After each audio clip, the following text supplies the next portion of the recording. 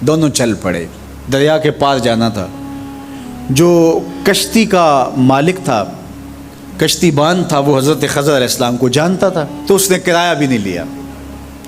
لیکن جب کشتی پر سوار ہوئے تو عصا مار کے حضرت خضر علیہ السلام نے کشتی کا ایک پھٹا توڑ دیا۔ تو بے ساختہ حضرت موسیٰ علیہ السلام نے کہا آپ نے پھٹا توڑ دیا، یہ سارے ڈوب جائیں؟ کہا میں نے کہا تھا نا تم میرے کاموں پہ صبر نہیں کر پاؤ گے۔ تو حضرت موسیٰ کو یاد آیا، کہا میں بھول گیا تھا، اس پر مواخذہ نہ کیجیے۔ پھر دونوں چل پڑے۔ بچے کھیل رہے تھے، ایک خوبصورت لڑکا وہ بھی بچوں میں کھیل رہا تھا۔ حضرت خضر آگے بڑھے اور اس کی گردن مروڑ دی، اس کو قتل کر دیا۔ صاحب شریعت تھے حضرت موسیٰ علیہ السلام، نہ رہ سکے، پھر بول پڑے ایک جان کو بغیر کسی جان کے بدلے میں قتل کر دیا، اس نے گوایا کیا تھا ہمارا؟ آپ نے بہت ہی جو ہے وہ غلط کام کیا، یہ کام اچھا نہیں کیا آپ نے۔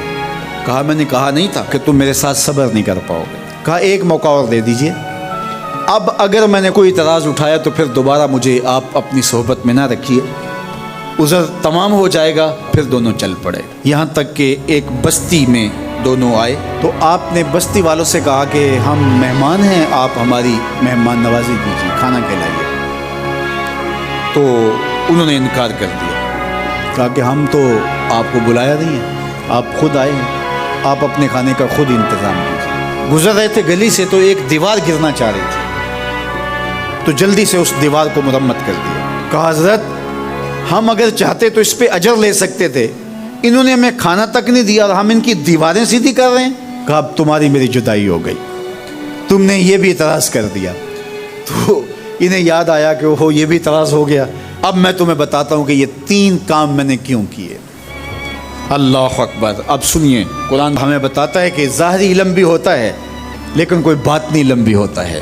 کہا وہ پہلی بات کشتی والی سنو، یہ 2 مسکین بچوں کی کشتی تھی، ان کے گھر کا چولہا اس کی کمائی سے جلتا تھا۔ دریا کنارے کنارے ایک ظالم بادشاہ رہا تھا جو لوگوں کی کشتیاں چھین رہا تھا۔ ہم نے تھوڑا سا عیب لگا دیا، وہ ٹوٹی کشتی چھوڑ کے چلا گیا۔ اب وہ تھوڑے سے پیسے لگا کے کشتی مرمت کرا لیں گے، گھر کا چولہا جلتا رہے گا۔ بتاؤ اچھا کیا یا برا کیا؟ کہا رہی بات اس بچے کی جس کو ہم نے قتل کیا، اس کے ماں باپ مومن تھے، نیک تھے، صالح تھے، بچے نے بڑا ہو کے بہت برا ہونا تھا، ہم نے اس کو قتل کر دیا، اللہ اس کے بدلے ان کو بہتر اولاد دے گا۔ علماء تفسیر نے لکھا ہے اس بچے کے بدلے میں اللہ نے ان والدین کو ایک بیٹی عطا کی جس کی نسل سے 70 نبی پیدا ہوئے۔ دیوار کی کہانی بھی سن لیجئے، یہ شہر کے 2 یتیم بچوں کی دیوار تھی اور اس کے نیچے ان کا خزانہ تھا اور ان کا باپ بڑا نیک تھا۔ خزانہ دیوار کے نیچے ہے، دیوار گرنا چاہ رہی ہے، کسی معمولی دھکے سے گر جاتی۔ 2 ہی صورتیں تھیں، یا وہ بچے خود اپنا خزانہ اٹھا لیتے یا لوگ اٹھا کے لے جاتے۔ لوگ اٹھا کے لے جاتے پھر بھی ہاتھ میں کچھ نہ آیا، اور اگر وہ خود اٹھا لیتے تو بچے ہیں، بچپنے کی وجہ سے وہ اس کو اڑا دیتے۔ تو ہم نے اس کے اوپر دیوار کھڑی کر دی، جب تک وہ اس قابل نہیں ہو جاتے کہ یہ خزانہ نکال کے اس کو صحیح مصرف پہ لگا سکیں، اتنی دیر تک دیوار گرے گی نہیں۔